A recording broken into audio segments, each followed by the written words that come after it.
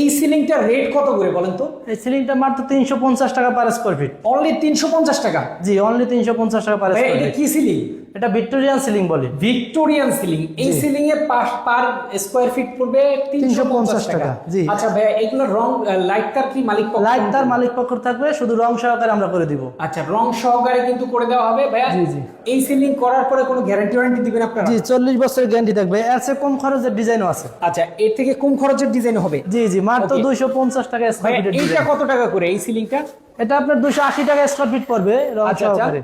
280 টাকা। জালি কাটিং সহকারে। ওকে, চমৎকার। দেখেন পাশেই কিন্তু আরো একটা অসাধারণ।